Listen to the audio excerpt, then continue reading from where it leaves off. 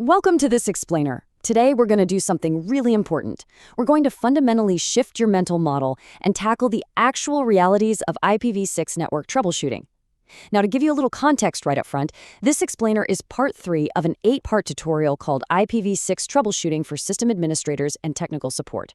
It's put together by Virtualization Options LLC, which is a really great technology research, education, and advisory group based out of Colorado.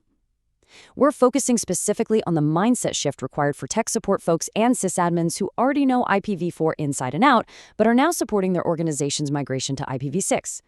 All right, let's just jump right in. Okay, look at this quote, because we really need to take this to heart. Before you can troubleshoot IPv6 effectively, you need to unlearn IPv4 assumptions. Keeping your old network habits is actually a massive liability in this new protocol landscape. IPv6 isn't just a larger address space bolted onto IPv4, it is a fundamentally different protocol with entirely new rules about how networks behave. If you try to apply your old IPv4 logic here, you are literally going to end up chasing ghosts. So here is our roadmap for today. We'll start with unlearning those IPv4 habits, cover the core protocol shifts, look at addressing and gateways, dive into the PMTUD black hole, discuss VPN and DNS synthesis, and finally lay out the new troubleshooting rules. All right, Section 1, Unlearning IPv4 Troubleshooting Habits. Time to clear the slate. In IPv4, you're super used to seeing just a single IP address on an interface, right?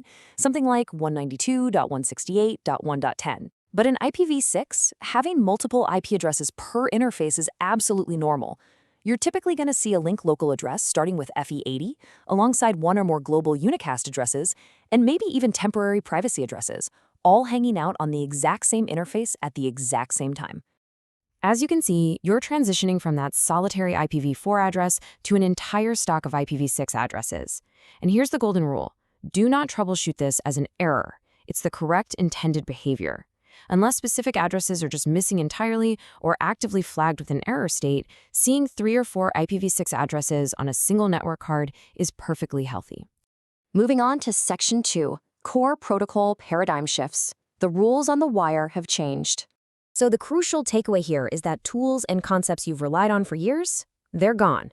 First off, there is zero broadcasting in IPv6. Multicast replaces it entirely. Pinging that old 255.255.255.255 broadcast address is now completely meaningless. Second, as we just talked about, multiple addresses are the new norm. And third, and this is a big one, NAT, or Network Address Translation, is largely absent. Every device is potentially globally routable now. This completely upends firewall design because you can no longer rely on NAT as some sort of pseudo-security boundary. Let's hit Section 3, Addressing and Gateway Failures. This is where we see the new failure modes. Let's see how this plays out in a real troubleshooting scenario. In IPv6, a host actually performs what's called duplicate address detection, or DAD, before it even starts using an IP. It essentially asks the network, hey, is anyone using this? If another host responds, boom, a conflict is detected. If you're looking at your interface and you see an address marked as DAD failed, this logical sequence is exactly why. That interface will have absolutely zero global connectivity. A super common cause for this nowadays, cloned virtual machines that accidentally share identical MAC addresses. Plus, the way you actually get your default gateway has completely changed. Enter router advertisements, or RAs. Now, unlike an IPv4 DHCP lease, there's no explicit gateway renewal request going on here. The host is relying entirely on periodic RAs from the router to know where its default gateway is. So, if RAs get blocked by a misconfigured switch port, or if an RA arrives with a lifetime of 0, your host just silently loses its default route. And just like that, your connectivity breaks. All right, Section 4, the PMTUD black hole. This is a classic IT headache, reborn. We have all been there. Small pings succeed perfectly, but your SSH session hangs right after the TCP handshake. Or you start a large file copy and it just stalls out indefinitely. It feels so random, right? Well, let's unpack exactly why this happens, because this right here is the most reliable indicator of a PMTUD black hole. Here's the deal. Small packets succeed because they easily fit within the smallest link MTU anywhere along the network path. But large packets, they require the source host to actually learn about MTU constraints on the network. In IPv6, routers don't fragment packets for you anymore. Instead, if a packet is too big, the router generates an ICMP-v6 type 2 packet too big message and sends it all the way back to the source. But because the minimum IPv6 MTU is 1280 bytes, if a firewall happens to block that vital type 2 message, your source never shrinks its packets, so that large data transfer just drops into a black hole. To resolve this, you really have two main options. The best and highly recommended fix is adjusting your security policies to permit ICMPv6 Type 2 inbound on all firewalls in the path. Or, alternatively, you can configure TCP MSS clamping on your router interfaces. This basically artificially forces the endpoints to negotiate smaller packet sizes right from the get-go. Section 5. VPN and DNS synthesis. Watch out for these legacy environment traps.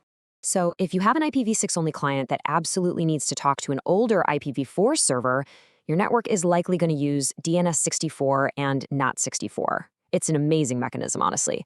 It synthesizes an IPv6 AAA record for an IPv4 only hostname by prepending a specific prefix. Usually that's 64:FF9B:/96. The traffic flows to a NAT gateway, which translates it. But here's the catch you got to watch for. If some legacy application hardcodes an IPv4 literal, like trying to connect straight to 1.2.3.4, it bypasses DNS entirely. DNS64 never triggers, the connection can't be routed, and the app just breaks. VPNs are another massive trap. Legacy VPNs might cause a split tunnel leak, meaning IPv4 goes securely through the corporate tunnel, but IPv6 traffic completely bypasses it, exposing the user's real IP directly to the internet. Yikes. Alternatively, older clients might just block IPv6 entirely without even tunneling it. So when you're troubleshooting remote users, always check if their legacy IPsec or OpenVPN client is just silently dropping IPv6 traffic instead of properly routing it. Finally, Section 6, the new troubleshooting rules. Let's make this actionable. Take a mental screenshot of this right now. Commit these to memory. These specific ICMPv6 types are fundamental to how the network operates. Types 1, 2, and 3, critical for error signaling, PMTUD, and traceroute. Types 133 through 137 are essential for router and neighbor discovery. These must absolutely never be blocked by your firewalls. If you block them, you are breaking the protocol at a foundational level. So, to sum up your new baseline rules, never block core ICMPv6. Understand that Neighbor Discovery Protocol, or NDP, replaces ARP, so get used to using tools like IP6NA instead of hunting for an ARP cache. Always isolate your dual-stack failures, because a problem can easily hide in plain sight if the browser just silently falls back to IPv4. Use command line tools like curl6 and curl4 to test them completely independently. And remember, multiple IPs on one interface? Totally normal. Which brings us to our final thought. As you head back to your desks, your network configurations, and your support tickets, ask yourself, have you truly, fully unlearned your IPv4 muscle memory? Are your security policies and mental checklists actually ready for the realities of IPv6? Because the network has absolutely changed, and our troubleshooting has to change right along with it. Thanks for hanging out with me for this explainer, and I'll catch you next time.